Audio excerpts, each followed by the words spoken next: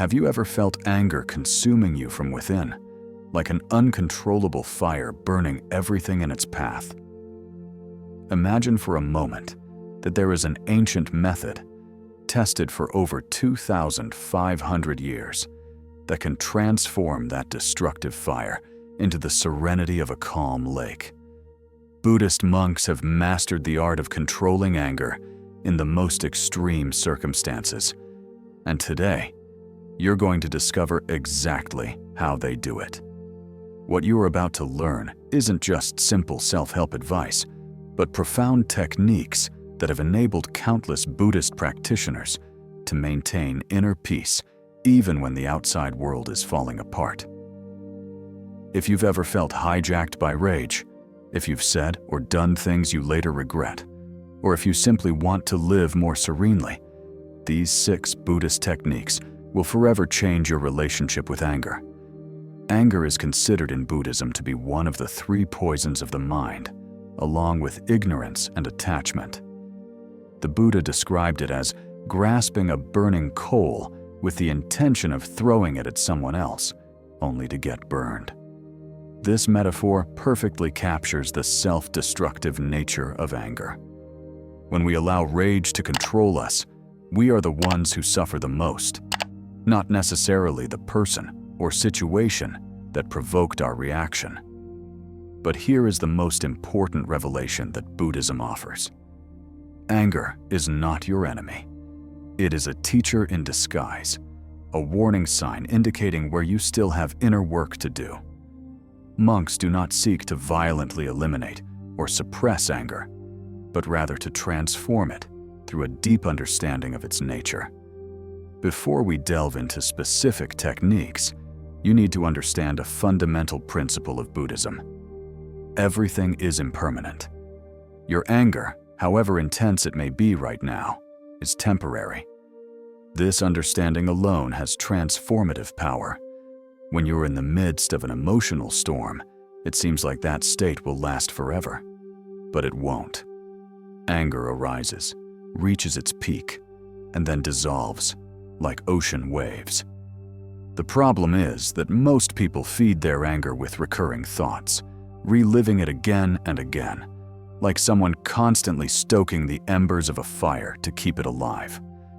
The techniques you're about to discover will teach you not to feed that fire, to observe it without identifying with it, and ultimately, to transform that energy into wisdom and compassion. So why is anger so powerful? From a Buddhist perspective, anger arises when our expectations clash with reality. We expect things to be a certain way, for people to behave according to our wishes, for the world to operate according to our rules. When this doesn't happen, we experience an internal rupture, a fierce resistance to what is.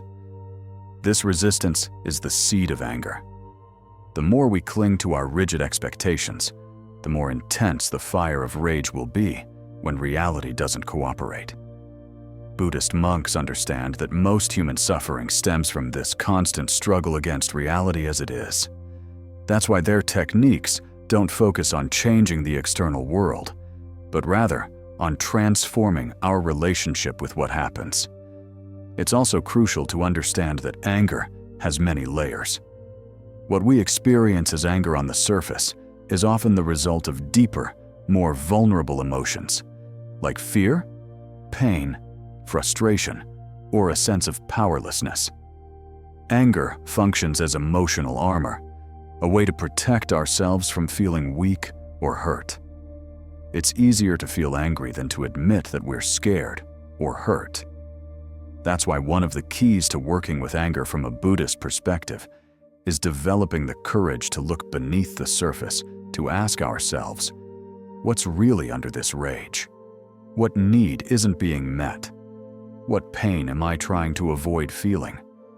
This honest inquiry requires tremendous self-compassion, something Buddhism considers essential on the spiritual path. The first Buddhist technique for managing anger is the practice of mindfulness, applied specifically to the moment anger arises. This is not a passive technique of mere observation, but an active tool for recognition and disidentification. When you feel anger beginning to surface, the first crucial step is to name it internally.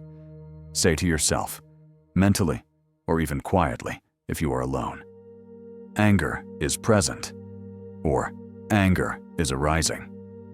Notice the subtle yet profound difference between saying, "I am angry," and "anger is present." The first phrase identifies you completely with the emotion, making you and anger the same. The second creates a space for observation, recognizing that anger is a phenomenon that is occurring, but it is not you. You are the sky, not the storm passing through it. This practice of naming emotions has a surprising neurological basis. Modern studies have confirmed that the simple act of labeling an emotion activates the brain's prefrontal cortex, the region responsible for rational thought and emotional regulation, while simultaneously reducing activity in the amygdala, the center of fear and intense emotional responses. Buddhist monks discovered this centuries ago without brain scanners, simply through direct observation of their own experience. When you name your anger, you're sending a signal to your brain that you've noticed what's happening, and that conscious acknowledgement already begins to lessen its intensity. It's like turning on a light in a dark room that seemed frightening. The darkness doesn't disappear immediately, but it no longer has the same power over you. But mindful awareness goes beyond simply labeling. The next step is to observe where and how anger manifests in your body. Anger isn't just a mental concept, it's a complete physical experience. Do you feel tension in your jaw? Does your chest feel tight? Are your hands clenched into fists? Is there heat rising up your neck and face? Is your breathing shallow and rapid? Buddhist practice invites you to become a curious investigator of your own experience, exploring the physical sensations of anger without judgment, without trying to change them, simply observing them with genuine interest. This mindful observation of the body has a paradoxical but powerful effect. By paying attention to anger without resisting or feeding it, you begin to deactivate its energetic charge. Anger feeds on our unconsciousness, on our automatic reactions. When you bring conscious light to the experience, the nature of anger begins to change. One practical exercise monks use is what we might call the body scan in the midst of anger. When you notice anger rising, take a moment, even if it's just 10 or 15 seconds, to do a quick scan of your body from head to toe. What specific sensations are you experiencing? Don't judge them as good or bad. Simply observe them as you would a natural phenomenon, like rain falling or wind blowing. This exercise serves two fundamental purposes. First, it anchors you in the present moment, pulling you out of the mental loop of angry thoughts that fuel the flame. Second, it helps you recognize that anger is a temporary experience with specific physical manifestations, not a permanent state.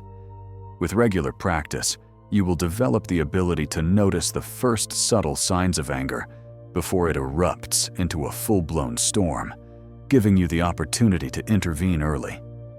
Something extraordinary happens when you simply observe your anger without immediately trying to change it. Most people adopt one of two strategies with anger. They either suppress it, pushing it down and pretending it doesn't exist, or they express it destructively, taking it out on others. Both strategies are problematic. Suppression creates an internal pressure cooker that eventually explodes in unexpected ways, and destructive expression damages relationships and creates more suffering. Mindful awareness offers a third way, neither suppressing nor exploding, but observing with equanimity. This mindful observation is itself transformative because it breaks the automatic cycle of reaction that typically follows anger. Buddhist monks practice this for hours in meditation, observing every thought, emotion, and sensation that arises without clinging to any of them. You don't need to meditate for hours to benefit from this practice. Even 30 seconds of mindful observation in the midst of a moment of anger can make a significant difference. The key is consistency. Every time you practice this mindful observation, you are strengthening new neural pathways in your brain, creating new response patterns that will eventually become as automatic as the angry reactions you now experience. This is neuroplasticity in action, your brain literally changing in response to how you choose to use your attention. An additional dimension of mindfulness is observing the thoughts that accompany and fuel your anger. Anger rarely exists in isolation. It almost always comes with a mental narrative, a story you tell yourself about what happened and what it means. Someone interrupted you in a meeting, and your mind immediately concocts a story. They don't respect me. They always do this. They think their ideas are more important than mine. This story feeds and amplifies the anger. When you practice mindfulness, you begin to see these thoughts for what they are: mental constructs, not necessarily objective facts. Perhaps the person who interrupted you was excited and didn't realize it, or perhaps they have their own struggle with social anxiety. You don't know for sure. Mindfulness allows you to see your thoughts without automatically believing them, creating space for wiser responses. The second Buddhist technique for transforming anger is the practice of mindful breathing, specifically using what is known as cooling breath. Buddha taught that breath is the bridge between body and mind, and that by consciously working with our breath, we can directly influence our emotional state. When you are angry, your sympathetic nervous system is activated, preparing you for the fight-or-flight response. Your breathing becomes rapid and shallow, your heart beats faster, and your entire body is on high alert. Mindful breathing allows you to activate the parasympathetic nervous system, the body's relaxation and calming response, sending a direct signal to your brain that you are not in real danger and that it is safe to de-escalate the emotional response. The specific technique Buddhist monks use for anger involves lengthening the exhalation. Here's how to practice it. When you notice anger rising, bring your full attention to your breath. Inhale naturally through your nose, counting to 4. Don't force the inhalation. Just allow it to be a little deeper than usual. Then, exhale slowly through your mouth or nose, but this time, count to 6 or 8, making the exhalation noticeably longer than the inhalation. The key is the prolonged exhalation. Each time you exhale, imagine that you are releasing not only the air, but also the tension, resistance, and energy of the anger.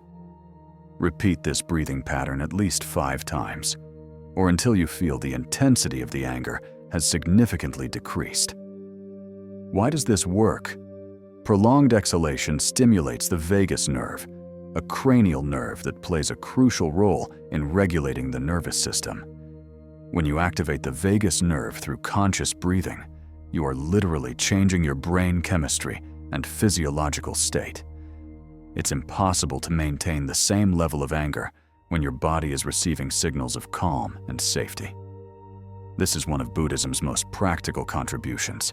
It doesn't ask you to use willpower to suppress your anger, but rather to use physiological tools to change the internal state that generates anger. Breathing is your most accessible and powerful tool, always available, completely free, and surprisingly effective. But the practice of mindful breathing goes beyond simply calming the nervous system. In Buddhism, each breath is seen as an opportunity to return to the present moment. When you're caught up in anger, your mind is typically ruminating on the past, reliving the offense over and over, or projecting itself into the future, imagining revenge or fearing consequences. Breathing anchors you in the only moment that truly exists, the now. In this present moment, right here, right now, as you breathe mindfully, is there really a problem? You'll often find that the intensity of anger diminishes dramatically when you stop feeding it with mental stories about the past or future and simply stay with what is. breath after breath. Buddhist monks practice mindful breathing not only when they are angry, but as a daily discipline. They dedicate time each day to sit in silence and simply observe their breath without trying to change it, just witnessing each inhale and each exhale. This regular practice builds what we might call the muscle of mindful awareness. When you practice mindful breathing in calm moments, you are training your mind to be able to access this tool when you need it most, in the midst of an emotional storm. It's like training for a marathon. You don't wait until race day to start running. In the same way, you shouldn't wait until you are consumed by anger to try using mindful breathing for the first time. Daily practice, even just 5 minutes a day, builds a solid foundation that will serve you well in the most challenging times.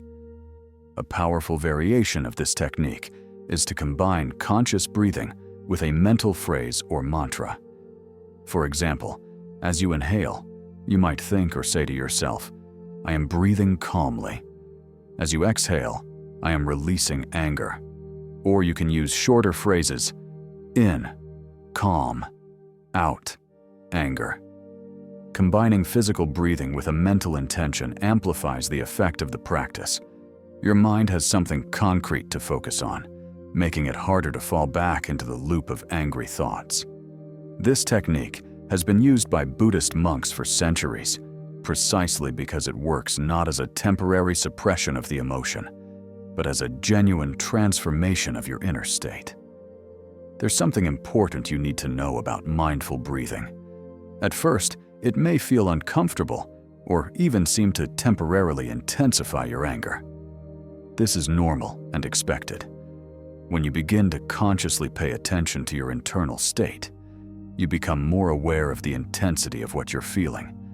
It's like turning up the volume on something that was always there, but that you were partially ignoring. Don't be discouraged if this happens. Continue to breathe mindfully, and you'll soon notice that the intensity begins to lessen. This is one of the reasons why it's so important to practice mindful breathing regularly when you're not angry, so that when a moment of intense anger arises, you're already familiar with and confident in the technique. The monks also teach something called mountain breathing. Imagine you are a solid, motionless, and stable mountain as storms of emotion swirl around you. With each inhale, imagine you are absorbing the stability and solidity of the earth. With each exhale, imagine you are releasing the emotional turbulence and chaos.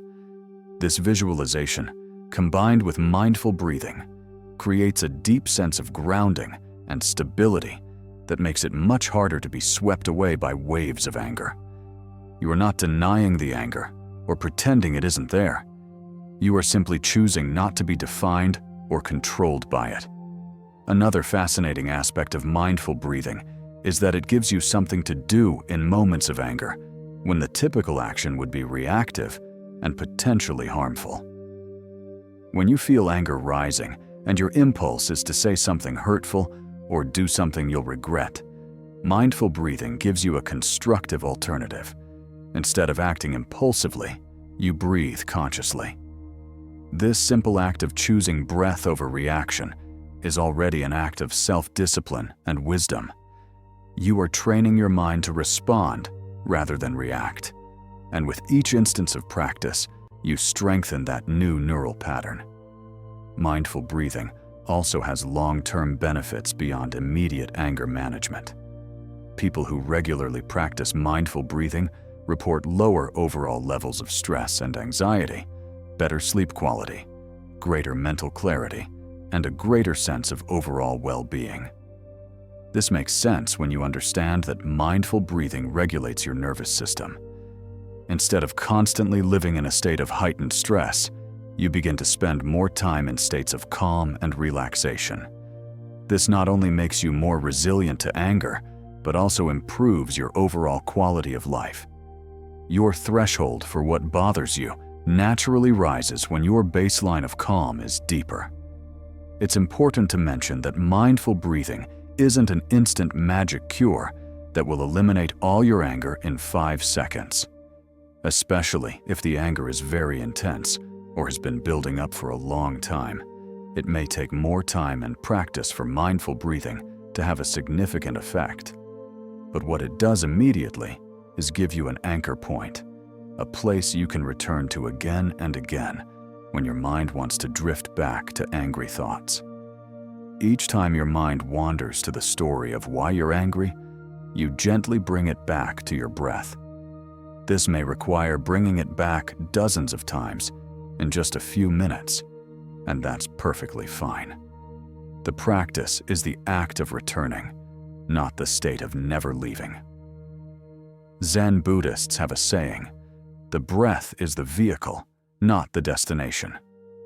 What this means is that conscious breathing is the means by which you reach a state of greater awareness and peace, but it is not the ultimate goal itself.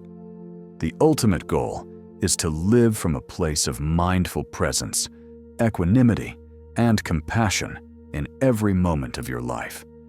Breathing is simply the most accessible and reliable tool to get there. With enough practice, you will reach a point where you don't even need to consciously think about your breathing to access that state of calm. It becomes your natural way of being in the world. The third Buddhist technique for working with anger is the practice of contemplating impermanence. This is perhaps one of Buddhism's most profound teachings, and when truly understood, it has the power to disarm anger at its root. Impermanence is not just an abstract, philosophical concept. It is an observable reality in every moment of your life. Everything is constantly changing. Your body, your thoughts, your emotions, the people around you, the circumstances of your life. Nothing remains the same, not even for an instant. Anger arises when we forget this fundamental truth and cling to fixed expectations about how things should be. When you're experiencing anger, pause and ask yourself, will this situation that's upsetting me still matter in a year? In 5 years? In 10 years? This question isn't meant to minimize your experience or invalidate your feelings, but rather to put them into perspective. Most of the things that enrage us in the moment are temporary and relatively insignificant when viewed from a broader perspective. Someone cut you off in traffic. A colleague made an unkind remark. Your partner forgot to do something they promised. In the moment, these situations may feel monumental, but when you look at them through the lens of impermanence, their power over you begins to diminish. This doesn't mean ignoring real problems or allowing people to mistreat you, but rather consciously choosing where you invest your emotional energy. The contemplation of impermanence also applies to anger itself. Remember that no emotion, however intense, lasts forever. Anger arises, reaches a peak of intensity, and then naturally begins to subside, unless we feed it with recurring thoughts. Buddhist monks observe this directly in their meditation. They see thoughts and emotions appear in consciousness like bubbles rising on water, linger for a while, and then vanish. You don't need to do anything to make this happen. It is the very nature of mental phenomena. Your job is not to fight anger or try to force it out, but simply not to add fuel to it, not to feed it with more angry thoughts, and to trust that, like all things, it will pass. Another powerful dimension of contemplating impermanence is recognizing that the person or situation causing your anger is also impermanent. People are constantly changing. Someone who hurt you today is not exactly the same person you met a year ago or will be a year from now. We are all in a continuous process of transformation, influenced by countless causes and conditions beyond our control. When you can see the person who angered you as a being who is also suffering, who is also being driven by their own wounds, fears, and conditioning, the anger naturally begins to soften. This doesn't mean you excuse harmful behavior or allow people to hurt you, but rather, that you develop a more compassionate and holistic understanding of human nature. Buddhist monks have a specific practice called death contemplation, which may sound morbid, but is profoundly liberating. They regularly contemplate the fact that life is fragile and finite, both their own and everyone else's. When you remember that both you and the person you're angry with will one day die, that this time you have together is limited and precious, do you really want to waste it on anger and resentment? This contemplation isn't meant to depress you, but rather to awaken you to the preciousness of each moment and help you consciously choose how you want to invest your limited life energy. Anger consumes a tremendous amount of energy that could be used to create, love, learn, and grow. Contemplating impermanence and death helps you prioritize what truly matters. You can practice this technique formally or informally. Formally, you can dedicate 5 or 10 minutes a day to sitting in silence and contemplating the impermanence of all things. Observe how your breath is constantly changing, how sounds arise and disappear, how your thoughts and feelings flow like a river. This regular practice builds a visceral, not just intellectual, understanding of impermanence. Informally, you can bring this contemplation to moments when you feel anger rising. Pause, breathe, and remind yourself, this too shall pass. This person is also changing. I am changing too. None of this is permanent. This simple reminder can be surprisingly effective in diffusing the urgency and intensity of anger. There's a famous Buddhist story about a Zen master who was about to give an important lecture when a man burst into the room shouting insults at him. The master remained completely calm, and when the man finally grew tired and left, the master simply continued with his lecture as if nothing had happened. Later, a student asked him how he had managed to remain calm. The master replied, "If someone offers you a gift and you don't accept it, to whom does the gift belong?" The student said, "To the person who offered it." The master smiled. "Exactly. That man offered me his anger, but I chose not to accept it. Now he must bear it." This story perfectly illustrates how contemplating impermanence enables you not to take the anger of others personally and not to feed your own anger with automatic reactions. Impermanence also teaches us that our perceptions and judgments are temporary and subject to change. What seems intolerable to you today may not bother you at all tomorrow, or vice versa. Your interpretation of events is constantly shifting based on your mood, energy level, recent experiences, and countless other factors. When you recognize this, you become less rigid in your judgments and more open to the possibility that your current perspective isn't the only truth, but rather one of many possible ways to view the situation. This mental flexibility is essential for skillfully managing anger. Buddhists also contemplate the impermanence of material objects and circumstances. That thing someone broke or lost that made you so angry would have eventually broken, been lost, or become obsolete anyway. All material things are in a constant process of deterioration and eventual dissolution. When you deeply understand this, your attachment to material things naturally loosens, and therefore your anger, when those things are damaged or lost, also diminishes. This doesn't mean you don't take care of your possessions or that you're careless, but rather that you recognize their temporary nature and don't identify with them so strongly. A particularly powerful contemplation is reflecting on the impermanence of relationships. People come and go from our lives. Relationships change, evolve, and sometimes end. When you're angry with someone close to you, ask yourself, if I knew this was the last conversation I would ever have with this person, would I choose to spend it in anger? This question isn't morbid. It's realistic. We never know for sure how much time we have with the people we love. This contemplation can help you let go of minor grudges and choose love and understanding over anger and resentment. As a Buddhist proverb says, holding on to anger is like drinking poison and expecting the other person to die. The practice of impermanence also includes observing how your own reactions change over time. Perhaps years ago, something that would have enraged you tremendously now barely bothers you. Or vice versa, things you used to tolerate easily now irritate you. This demonstrates that anger is not a fixed and permanent response to external stimuli, but rather is influenced by countless internal and external factors that are constantly changing. This understanding frees you from the belief that you are an angry person by nature. You are not an angry person. You are a person who sometimes experiences anger, and that experience is temporary and changeable, like everything else.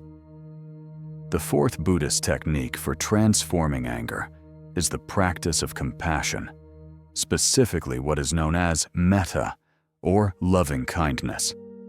This practice may seem counterintuitive when you are angry. The last thing you want to do when someone has hurt you is send them thoughts of love and kindness. But here is the secret that Buddhist monks discovered millennia ago. Compassion is not primarily for the benefit of the other person, but for your own liberation.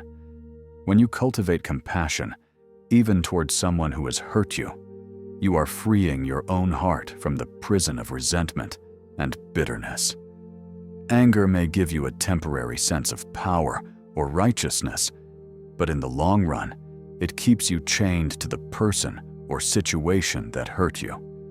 Compassion is the key that unlocks that chain. The practice of metta begins with yourself, because you cannot genuinely give others what you do not have. Many people struggle with anger because deep down, they are angry with themselves, because they judge themselves harshly, because they have not forgiven themselves for past mistakes. Self-compassion is the foundation of all other compassion. When you can treat yourself with kindness, especially when you make mistakes or when you are struggling, it will be much easier to extend that same kindness to others. Buddhist monks practice this by beginning each compassion meditation session by directing good wishes toward themselves, recognizing that they too are worthy of love, peace, and happiness, despite all their imperfections. How do you practice metta when you're angry? First, acknowledge your anger using the techniques mentioned earlier. Name it, observe its manifestation in your body, and breathe consciously. Once you've created some space between yourself and the emotion, begin directing loving kindness phrases toward yourself. You can use traditional phrases like, "May I be happy," "May I be at peace," "May I be free from suffering," "May I be kind to myself." Repeat these phrases mentally as you breathe, allowing the words to settle in your heart. You don't need to feel the words immediately. Simply the intention to cultivate compassion for yourself is already powerful. With repeated practice, these phrases will begin to resonate more deeply.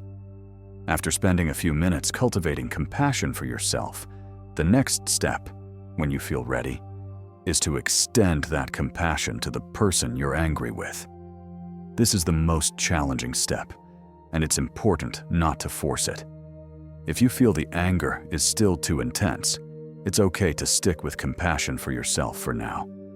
But when you're ready to try, begin by directing the same phrases toward the other person. May you be happy. May you be at peace. May you be free from suffering. At first, these words may feel insincere or forced, and that's perfectly normal. You're not trying to pretend you aren't hurt or angry. You're acknowledging that, like you, this other person also wants to be happy and avoid suffering, even if their actions don't always wisely reflect that pursuit. A key aspect of practicing metta towards someone you're angry with is understanding that compassion doesn't mean condoning harmful actions or allowing them to continue. You can set firm, healthy boundaries while simultaneously wanting someone's well-being. In fact, setting boundaries from a place of compassion rather than anger is far more effective. When you respond from compassion, your actions are clearer, wiser, and more effective. When you respond from anger, you're more likely to say or do things that worsen the situation or that you'll later regret. Compassion gives you the clarity to discern the right action without being blinded by reactive emotion. Buddhist monks also practice what's called taking and sending, or tonglen. This is an advanced but extraordinarily powerful practice. It involves imagining that, as you inhale, you are taking in the suffering of another person, and as you exhale, you are sending them peace, happiness, and well-being. I know this may sound strange or even unhealthy at first, but the idea isn't that you literally absorb someone else's suffering, but rather that you cultivate the courage not to reject suffering, not to run away from it, and to acknowledge our shared humanity. We all suffer. We all make mistakes. We all act from pain sometimes. This practice expands your heart and dissolves the barriers that anger creates between you and others. You can integrate the practice of metta into your daily life in small but meaningful ways. When you find yourself stuck in traffic feeling irritated with other drivers, instead of mentally cursing, try sending a thought of goodwill. May you arrive safely at your destination. May you find peace today. When a colleague frustrates you, before reacting, take a moment to think. This person is also doing the best they can with the tools they have. May they find clarity and peace.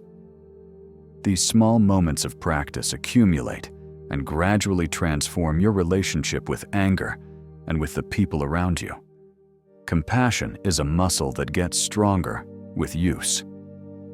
There is a beautiful Buddhist story about a monk meditating in the forest when a thief came and stole all his belongings. The monk didn't react with anger, but instead observed the thief with compassion, noticing his obvious despair and suffering. As the thief was about to leave, the monk called to him and offered him his last possession, a blanket, saying, "It's cold at night. Take this as well." The thief, surprised by this act of kindness, left in silence.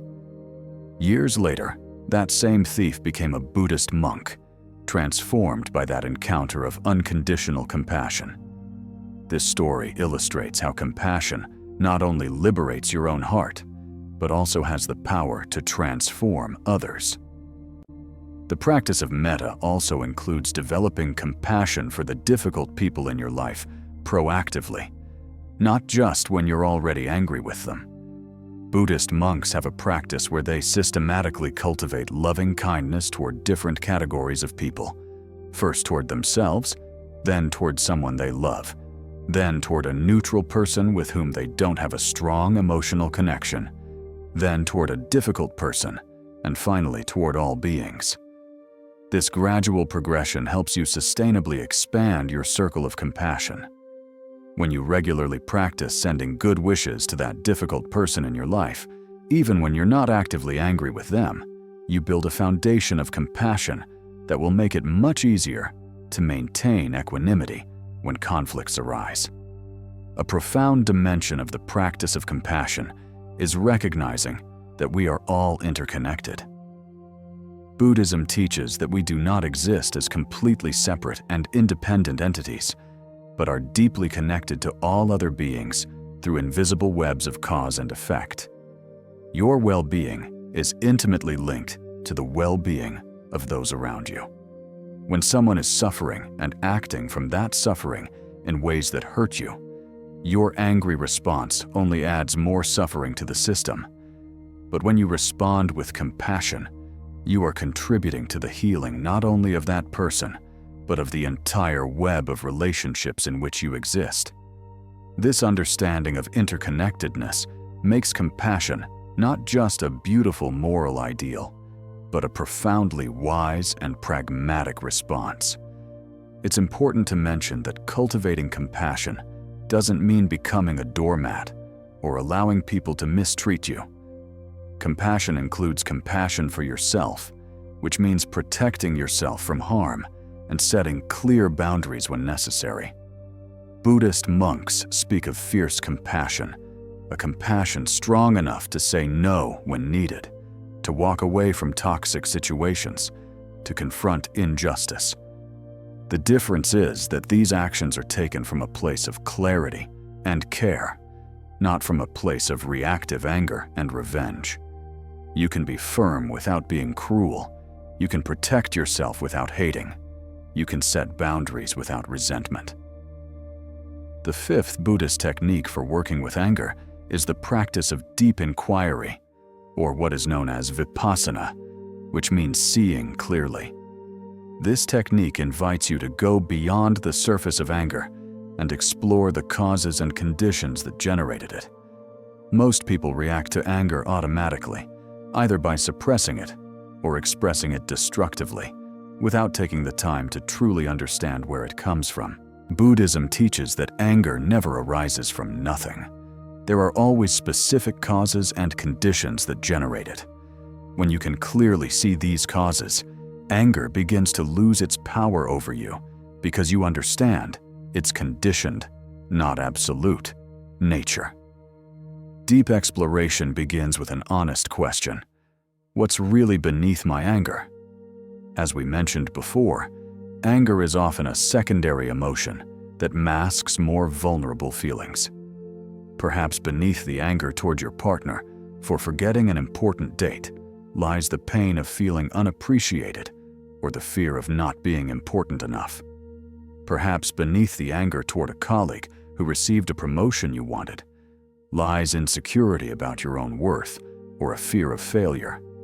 Perhaps beneath the anger toward a stranger who was rude to you lies the accumulated exhaustion from a difficult day or frustration with other areas of your life over which you have no control. Anger can be like a smoke alarm, alerting you to a deeper fire that needs attention. To practice this deep investigation, you need to create a space of stillness and honesty with yourself. After an episode of anger, when the emotions have begun to subside somewhat, sit in a quiet place and ask yourself, what triggered my anger? Be specific. Not only did my partner annoy me, but my partner forgot to do something they promised. Then ask, why did that upset me so much? What did that mean to me? What story did I tell myself about what that means? Continue to dig deeper with honest questions until you reach the underlying beliefs, fears, or needs. You will often discover that the external situation was merely the trigger, but the true source of your anger is unexamined beliefs or old wounds that are still healing. A crucial aspect of deep inquiry is examining your expectations. Buddhism teaches that suffering arises from attachment to how we believe things should be. Every time you use words like should or must, you are creating a rigid expectation that sets you up for disappointment and anger when reality doesn't cooperate. My boss should recognize my work. People need to be more considerate. My life should be easier by now. These expectations may feel completely reasonable and justified, and sometimes they are, but they are still the source of your suffering. The question is not whether your expectations are reasonable, but whether rigidly clinging to them is serving you or causing you more pain. This doesn't mean you should abandon all standards or expectations, but rather that you hold them more lightly. The difference is subtle yet important. You may prefer things to be a certain way. You may work towards certain outcomes. You may express your needs and boundaries clearly, but without the rigid internal demand that reality must conform to your will. When you release resistance to what is, when you stop mentally fighting against reality, you find profound peace, even in the midst of difficult circumstances. This is what Buddhist monks call equanimity, the ability to remain balanced and serene regardless of whether circumstances are favorable or unfavorable. Deep research also includes examining your own role in the situations that trigger anger. This requires brutal honesty and a great deal of self-compassion. It's not about blaming or punishing yourself, but about taking responsibility for your part. How did you contribute to the situation? What could you have done differently? How did your own past actions create the conditions for what's happening now? This reflection isn't about excusing the harmful behavior of others, but about empowering you by recognizing that you have more agency than you sometimes realize. When you see yourself only as a victim of circumstances, you feel powerless. When you acknowledge your own role, you reclaim your power to change things. Buddhist monks keep reflection journals where they record their observations about their thought and emotional patterns. You can adopt this practice by writing about your experiences with anger.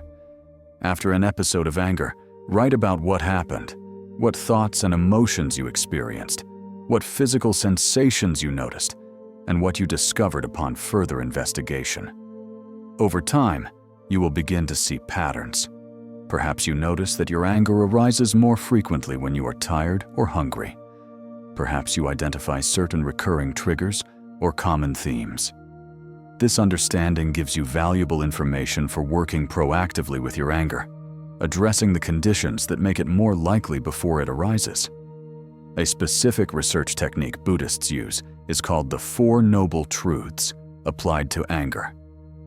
First truth: recognize that suffering is present. I am suffering because I am angry. Second truth: identify the cause of the suffering. My anger stems from my attachment to how I think things should be, and my resistance to how they actually are. Third truth: recognize that it is possible to cease suffering. If I can release my rigid attachment to my expectations, I can find peace even if circumstances don't change. Fourth truth: identify the path to ceasing suffering. I can practice acceptance of what is, set healthy boundaries if necessary, and choose to respond with wisdom rather than react with anger. This framework gives you a clear structure for investigating and working with your anger. Deep research also includes examining the core beliefs about yourself that may be fueling your anger. Many people carry beliefs like, "I'm not enough," "I don't deserve to be loved," or "the world is a dangerous place where I must constantly be on the defensive." These deep beliefs, often formed in childhood, create a filter through which you interpret all the events in your life. When someone criticizes you, if you hold a deep-seated belief that you are not enough, that criticism will confirm your worst fear about yourself and trigger intense anger as a defense mechanism. But if you can identify and challenge these core beliefs, you will begin to respond to situations differently. A powerful question in in-depth research is, what need is not being met? All anger points to a legitimate human need that isn't being fulfilled. Perhaps you need to feel respected, valued, safe, understood, or in control. These are universal needs we all share. When you can identify the need behind your anger, you have two options. You can find healthier and more effective ways to meet that need, or you can explore whether your definition of how that need should be met is too rigid. For example, if you need to feel valued and you get angry when your partner doesn't express appreciation in the specific way you expect, perhaps you can learn to recognize the many other ways your partner expresses love and appreciation. Buddhists also practice what's called chain of causality contemplation. They recognize that nothing arises in isolation. Everything is the result of countless interconnected causes and conditions. When you investigate your anger deeply, you can trace it back through this chain. The anger arose because someone was rude. That person was rude because they were stressed. They were stressed because they have financial problems. They have financial problems because they lost their job. They lost their job because the economy is in crisis. And so on. When you see this complex web of causality, it's harder to simply blame one person or situation. You begin to see that we are all caught up in webs of cause and effect, much larger than ourselves, and this breeds compassion and understanding. Finally, deep reflection invites you to ask yourself, how do I want to respond to this situation in a way that aligns with my deepest values and the person I want to be? This question shifts you from reactivity to intentionality. Instead of being swept away by the current of emotion, you become the conscious captain of your own ship. Perhaps your values include kindness, integrity, honesty, and respect. How can you honor those values even when you're angry? This question doesn't deny your anger or pretend you aren't hurt, but it invites you to consciously choose how you want to present yourself to the world, especially during the most challenging times. The sixth and final Buddhist technique for transforming anger is the practice of conscious response instead of automatic reaction. This technique synthesizes all the previous ones and puts them into action in the real world. The difference between reacting and responding is fundamental. Reacting is automatic, impulsive, and controlled by emotion. Responding is conscious, deliberate, and guided by wisdom. When you react from anger, you often say or do things that worsen the situation and that you later regret. When you respond consciously, you choose your words and actions in a way that honors both your needs and the needs of others, seeking to resolve the problem rather than escalate the conflict. The first step in developing the ability to respond consciously is to create space between the stimulus and your response.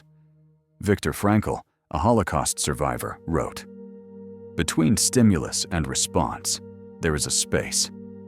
In that space lies our power to choose our response. In our response lies our growth and our freedom." Buddhist monks have been practicing creating this space for millennia. The space doesn't have to be long. Even a few seconds can make all the difference. When you feel anger rising and have the urge to react immediately, instead, pause, breathe, name the emotion, notice the sensations in your body. This small act of pausing is already a conscious response rather than an automatic reaction. One specific practice Buddhists use is the 3-breath rule. When you feel the urge to respond with anger, you commit to taking at least 3 full, conscious breaths before speaking or acting. During those 3 breaths, you practice the techniques we've explored. You observe the anger without identifying with it. You acknowledge its impermanence.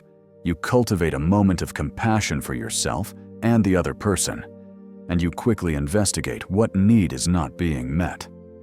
3 breaths may seem like a short time, but it's enough to activate your prefrontal cortex, the thinking part of your brain, and partially deactivate the amygdala, the reactive emotional center. It's enough to allow you to choose a wiser response. When you're ready to respond, after creating that space, there are specific principles that guide a mindful Buddhist response.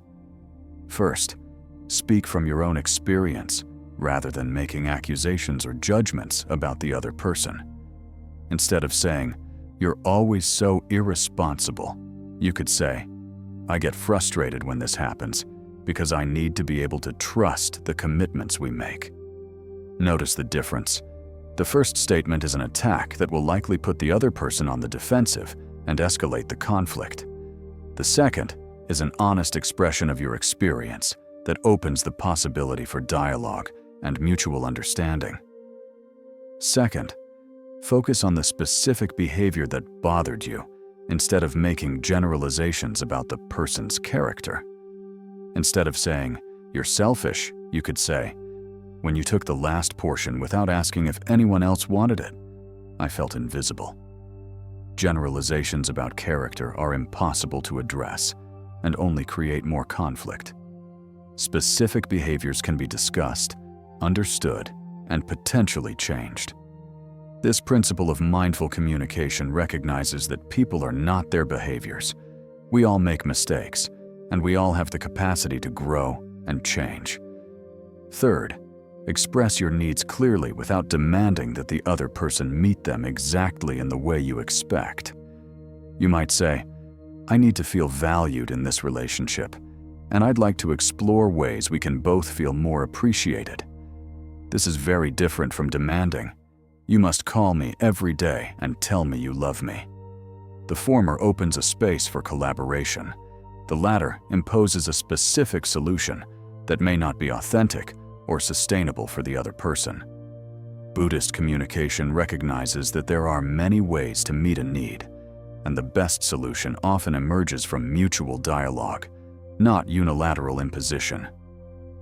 Fourth, listen deeply to the other person's perspective without interrupting, without planning your response while they speak, and without assuming you fully understand where they're coming from. Buddhism emphasizes the importance of deep listening as an act of compassion.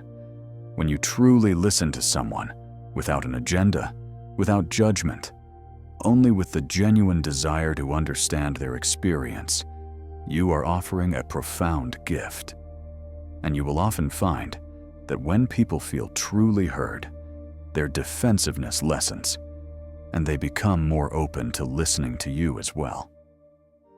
Deep listening transforms the dynamics of conflict from a battlefield where each side defends its position to a space of mutual exploration where both seek understanding. Buddhist monks also practice what is called right speech, one of the components of the Buddha's Noble Eightfold Path.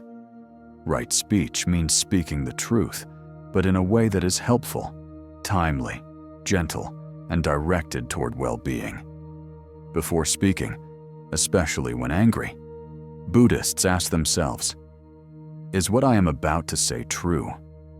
Is it necessary to say it? Is this the right time to say it?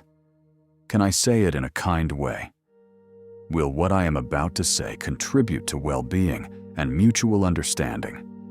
If the answer to any of these questions is no, they reconsider whether they should speak, or how they can rephrase what they want to express. There are situations where the wisest conscious response is to temporarily withdraw from the situation. If you feel your anger is so intense that you can't respond skillfully right now, it's perfectly fine to say, "I'm feeling very emotional right now, and I want to respond in a way that honors our relationship. Can we take a break and resume this conversation in 30 minutes when I've calmed down a bit?" This isn't avoidance, but rather a display of wisdom and self-awareness. You recognize that in your current state, you're likely to say or do something you'll regret, so you choose to take the time needed to regain your center before addressing the situation.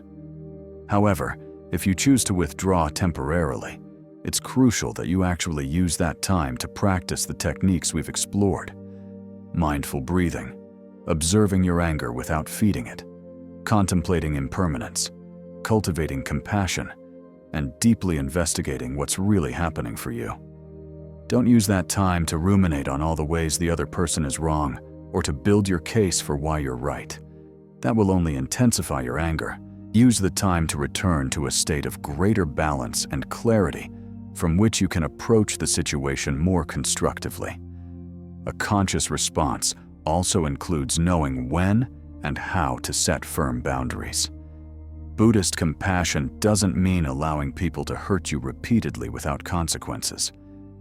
If someone consistently crosses your boundaries or treats you disrespectfully, despite your repeated attempts to communicate and resolve the issue, a conscious response might be to distance yourself from that person, or, in extreme cases, end the relationship. You can do this from a place of clarity and care for your own well-being, not from a place of anger and resentment. You might say, "I've tried communicating my needs several times, and it seems this relationship isn't working for either of us. I need to create some distance for my own well-being." This is very different from cutting off contact in a fit of anger without explanation. Buddhists recognize that some relationships are toxic, and that protecting yourself from abuse is not only acceptable, but necessary. The difference lies in how you do it. When you act from anger, even if the action itself is appropriate, you carry the poison of that anger in your heart, affecting your inner peace and likely your future relationships. When you act from conscious clarity, you can take the same protective actions while maintaining your inner peace and your ability to wish well for everyone, including the person you need to distance yourself from. Finally, a crucial dimension of the conscious response is the practice of forgiveness.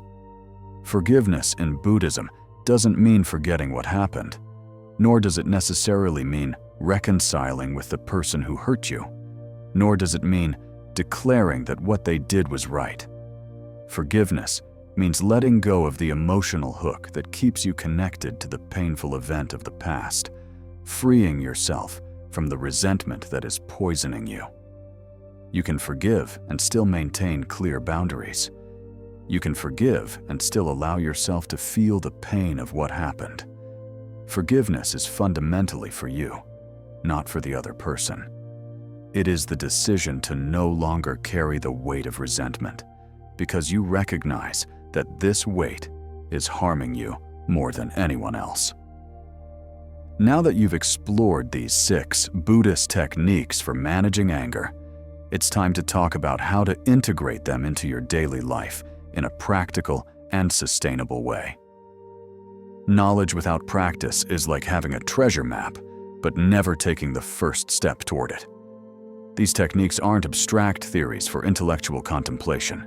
They are living tools that only reveal their power when you consistently apply them in your lived experience.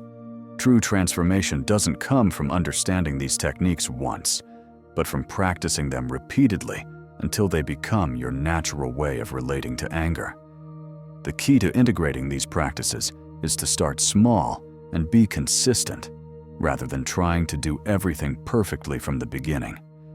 Choose a technique that resonates most with you and commit to practicing it for the next 2 weeks, even if it's just 5 minutes a day.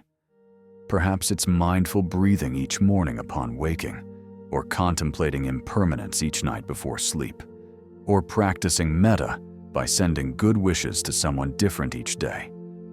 Small consistency is infinitely more valuable than sporadic intensity. Buddhist monks didn't achieve mastery in anger management through the occasional heroic effort, but through patient daily practice over years.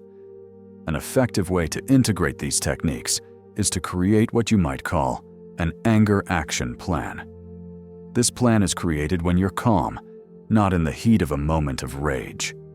Sit down in a moment of clarity and write. When I feel anger rising, I will first pause and take 3 mindful breaths. Then I will internally name the emotion. There is anger present. Next, I will do a quick scan of my body to notice where the anger is manifesting. If the anger is very intense, I will temporarily remove myself from the situation and practice more mindful breathing until I calm down. When I'm ready, I will investigate what's really beneath my anger and respond consciously rather than reacting. Having this plan written down and reviewing it regularly gives you a clear path forward when your mind is clouded by emotion. It's also valuable to keep a practice journal where you record your experiences with anger and the techniques you used. It doesn't have to be elaborate. Even a few lines each day noting whether you experienced anger, what technique you used, and what you noticed can be incredibly insightful over time. You'll see patterns emerge, certain recurring triggers, certain techniques that work best for you in different situations, and gradual progress in your ability to respond consciously. This record will also help you during times of discouragement when you feel you're not making progress. You'll be able to look back and see how much you've actually changed. It's important to mention that working with anger is non-linear. There will be days when you feel like a Zen master, handling challenging situations with grace and equanimity. There will be other days when you reactively explode as you always have, feeling like you haven't learned a thing. This is completely normal and part of the process. Buddhist monks, even after decades of practice, still experience anger occasionally. The difference is that they don't judge themselves harshly when this happens. They don't give up on their practice, and they use each experience as an opportunity to learn more about themselves. Self-compassion is absolutely essential on this journey. Treat yourself with the same kindness you would treat a good friend who is learning a difficult skill. Another crucial aspect of integration is sharing what you're learning with those close to you. When you tell your partner, family, or close friends, "I'm working on managing my anger more consciously. Sometimes I'm going to need to take a break in the middle of a difficult conversation to calm down. And that doesn't mean I'm rejecting you or avoiding the issue." You're giving them context that can help them support you rather than misinterpret your actions. You can also invite them to practice together. Perhaps you and your partner can do 5 minutes of mindful breathing together each morning, or practice metta by sending each other positive wishes. When these practices become part of your home culture or your relationships, they become much easier to maintain. It's also crucial to understand that these Buddhist techniques for managing anger don't replace the need for professional help in some cases. If your anger is so intense or frequent that it's seriously affecting your relationships, work, or well-being, consider seeking support from a therapist specializing in anger management.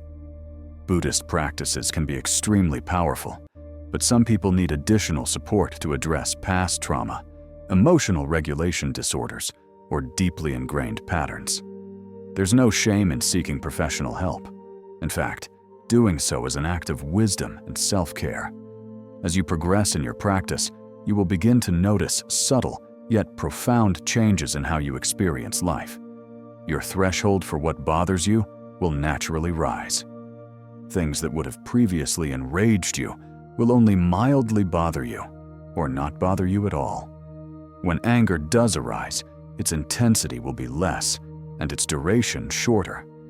You will be able to recognize the first signs of anger emerging and intervene early before it becomes a full-blown storm. Your relationships will improve because you will be responding from wisdom rather than reactivity. Your inner peace will deepen because you will no longer be constantly carrying the weight of resentment and rage. But perhaps the most profound change will be in your understanding of yourself and human nature in general. Through deep work with your own anger, you will develop tremendous compassion for universal suffering. You will understand viscerally that we are all struggling, that we are all driven by our own fears and wounds, that we all want to be happy and avoid suffering, but often don't know how to do so skillfully. This understanding will not make you naive or vulnerable, but will give you profound wisdom on how to navigate the complexities of human relationships with grace and effectiveness. The 6 techniques we've explored are mindful awareness, mindful breathing, contemplation of impermanence, compassion practice, deep inquiry, and mindful response. Each is powerful on its own, but together they form a complete system for transforming anger. Mindful awareness helps you recognize anger without identifying with it. Mindful breathing gives you an immediate physical tool to calm your nervous system. Contemplation of impermanence helps you maintain perspective and release rigid attachment. Compassion practice softens your heart and dissolves the barriers between you and others. Deep inquiry helps you understand the root causes of your anger. And mindful response gives you the wisdom to act in ways that honor your deepest values. Remember that the goal of Buddhism is not to eliminate anger as if it were a disease to be cured. Anger is a natural part of the human experience, an energy that arises when we perceive injustice or when our needs are not being met. The goal is to transform your relationship with anger, to learn to work skillfully with it rather than being controlled by it or suppressing it destructively. A person who never feels anger is not necessarily more evolved than someone who feels it, but knows how to respond wisely to it. In fact, a certain amount of appropriate anger in the face of real injustice can be a catalyst for compassionate action and positive change. There's a beautiful Zen saying, "Before enlightenment, chop wood and carry water. After enlightenment, chop wood and carry water." What this means is that spiritual transformation doesn't take you out of your ordinary life. It allows you to participate in it more fully, with more presence, wisdom, and compassion. After practicing these techniques, you will still experience difficult moments, still encounter challenging people, and still feel anger occasionally. But the way you relate to all of this will have fundamentally changed. You will no longer be a helpless victim of your emotions, but a conscious participant in your own life, choosing moment by moment how you want to respond to what arises. Finally, I want to leave you with an invitation. Start now. Don't wait until tomorrow or for the perfect moment or until you've fully grasped all these techniques. Start with what you have, where you are right now. The next time you feel even a flicker of irritation or frustration, use that as your opportunity to practice. Pause. Breathe consciously. Name the emotion. Notice the sensations in your body. This small act of practice, repeated again and again, will transform your life in ways you can scarcely imagine now. Buddhist monks have been walking this path for over 2,500 years, and they have proven time and again that it is possible to live with equanimity, compassion, and inner peace even in the midst of a challenging world. Your anger is not your enemy. It is your teacher, patiently waiting for you to learn the lessons it has to offer. Every moment of anger is an invitation to know yourself more deeply, to open your heart more fully, to live more consciously. Accept that invitation. The Buddhist path doesn't promise that you will never feel anger again, but it does promise that you can develop the wisdom to work with it in ways that bring more peace to your life and the world. And that is a journey worth every step of the way.